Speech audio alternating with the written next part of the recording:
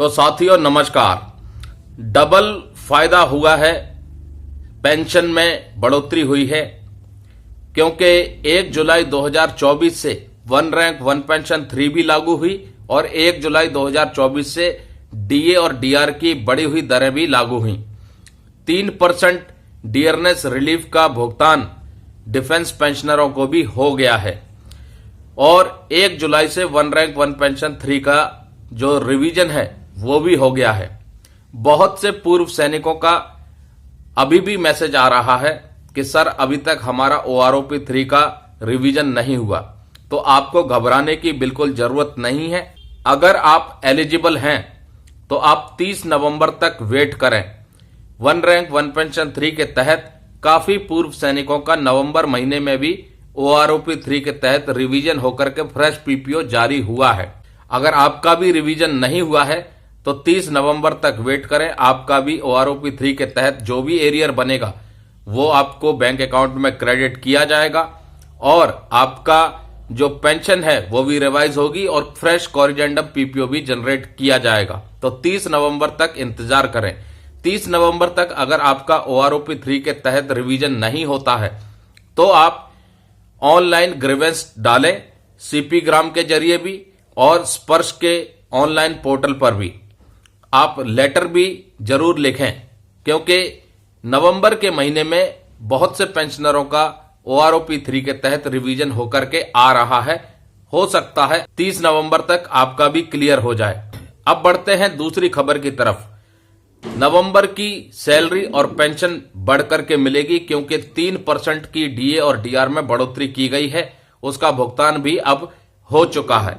Defence पेंशनरों को इंतजार था स्पर्श की तरफ से जो 3% डीए और डीआर केंद्र सरकार ने बढ़ाया है उसका भुगतान हो, तो उसका भी भुगतान हो चुका है। अब जो नवंबर की सैलरी आएगी वो 53% डीए और डीआर के साथ आएगी। अब बात कर लेते हैं दोस्तों, केंद्र सरकार की तरफ से पेंशन मंत्रालय ने एक लेटर जारी किया था जिसका हमने पहले भी वीडियो के माध्यम से जिक्र किया था।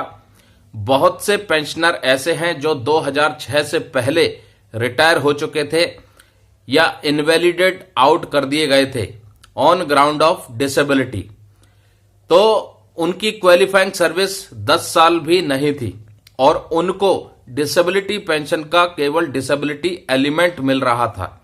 पेंशन मंत्रालय की तरफ से क्लैरिफाई कर दिया गया है कि उनको सर्विस एलिमेंट भी मिलेगा जो डिसेबिलिटी पेंशन का होता है। डिसेबिलिटी पेंशन में डिसेबिलिटी एलिमेंट और सर्विस एलिमेंट दोनों जुड़ते थे, तो केवल अगर डिसेबिलिटी एलिमेंट मिल रहा था और आपको सर्विस एलिमेंट नहीं मिला तो 1 जनवरी 2006 से डिसेबिलिटी एलिमेंट के साथ साथ सर्विस एलिमेंट भी लागू है। 1 जनवरी 2006 से उसका एरियर भी आपको जो बनेगा वो भुगतान किया जाएगा। अब आपको ये मिलेगा कैसे? अगर विभाग की तरफ से आपको ऑटोमेटिकली नहीं दिया है तो आप सीपी ग्राम में अपना ग्रीवेंस डालें। उस ग्रीवेंस का प्रिंट आउट निकाल करके आप लेटर भी भेजें ताकि आपको जो है सर्विस एलिमेंट का भी लाभ मिल सके। अब बात करते हैं तीसरी बड़ी खबर की तरफ, शेल्टर अपॉइंटमेंट। बहुत से सैनिकों का ये मसला रहता है जो परमानेंट एलएमसी हो जाते हैं, शेल्टर अपॉइंटमेंट विलिंग अनविलिंग। दोस्तों शेल्टर अपॉइंटमेंट के ऊपर काफी सैनिकों को कंफ्यूजन है और बहुत से सैनिकों का मेरे पास फोन आता है और वो पूछते हैं कि सर शेल्टर अपॉइंटमेंट विलिंग करें या अनविलिंग करें, अनविलिंग करेंगे तो क्या पेंशन में लॉस होगा या नहीं होगा? तो दोस्तों मैंने पहले भी इसके ऊपर एक कंप्लीट वीडियो बनाई है, फिर भी एक बार आपको बता देता हूं। शेल्टर अपॉइंटमेंट का पेंशन से डायरेक्टली कोई लिंक नहीं है।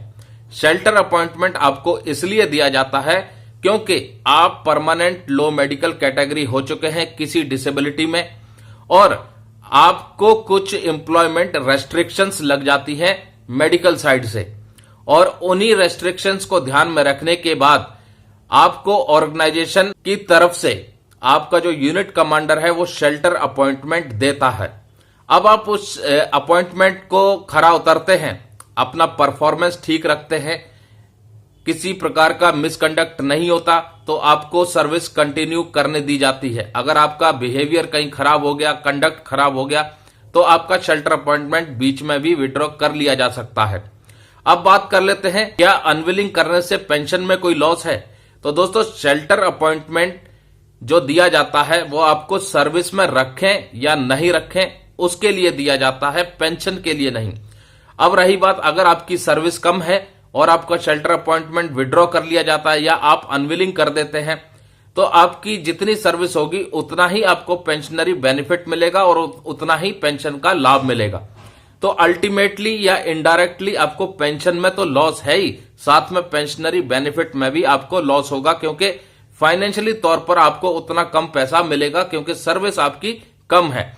तो डायरेक्टली पेंशन से लिंक नहीं है, लेकिन इनडायरेक्टली पेंशन से और पेंशनरी बेनिफिट दोनों से लिंक है, क्योंकि जितनी ज्यादा सर्विस होगी उतना पेंशनरी बेनिफिट ज्यादा मिलेगा, उतनी पेंशन आपको ज्यादा मिलेगी। आपकी 15 साल सर्विस नहीं है और आप अनविलिंग करते हैं या आपका शेल्टर अपॉइंटमेंट विड्रॉ कर लिया जाता है, तो आपको लॉस क्या हो सकता है? तो सबसे पहला जो लॉस आपको होगा वो होगा सर्विस पेंशन के आप हकदार नहीं होंगे, क्योंकि सर्विस पेंशन के लिए जो मिनिमम क्वालिफाइंग सर्विस है वो 15 साल होनी चाहिए, उसके बाद ही आप सर्विस पेंशन के लिए एलिजिबल हैं। अब रही बात कि डिसेबिलिटी पेंशन आपको मिलेगी या नहीं मिलेगी, और डिसेबिलिटी पेंशन मिलेगी तो सर्विस एलिमेंट आपको मिलेगा या नहीं मिलेगा। तो दोस्तों, ये डिपेंड करता है आपकी मेडिकल कंडीशन पर और आपका मेडिकल बोर्ड की रिकमेंडेशन पर, और साथ ही साथ आपकी जो डिसेबिलिटी है वो एट्रीब्यूटेबल टू या एग्रावेटेड टू मिलिट्री सर्विस है या नहीं, उस आधार पर आपकी ओपिनियन बनेगी और आपका मेडिकल बोर्ड किया जाएगा, जिसमें रिकमेंडेशन दी जाएगी कि आपको सर्विस एलिमेंट दें या ना दें, डिसेबिलिटी पेंशन दें या ना दें। तो कोई पहले से नहीं बता सकता, क्योंकि जिस टाइम पे आपका आरएमबी होगा उस टाइम पर आपकी जो मेडिकल कंडीशन होगी उस आधार पर सुनिश्चित किया जाएगा कि क्या रिकमेंडेशन देनी है। तो दोस्तों, उम्मीद करते हैं आज की ये जानकारी आपको पसंद आई होगी। इस वीडियो को शेयर जरूर कीजिएगा, और अगर आप परमानेंट लो मेडिकल कैटेगरी हैं तो कोशिश ये कीजिए कि पहले तो आप अपनी मेडिकल कंडीशन को सुधारें, शेप 1 हो जाएं, फिट हो जाएं। उसके बाद अगर कोई डिसेबिलिटी ऐसी है जो आपके कंट्रोल के बाहर है, तो कोशिश ये कीजिए कि आप अपना जो ट्रेड वर्क है उसमें परफॉर्मेंस दें, ताकि आपके सुपीरियर आपसे खुश रहें, आपको सर्विस में रखें। क्योंकि जितनी ज्यादा आपकी सर्विस होगी उतना ही ज्यादा आपको पेंशनरी बेनिफिट और पेंशन में फायदा होगा। जितनी कम सर्विस होगी उतना ही आपको पेंशनरी बेनिफिट और पेंशन का लॉस होगा।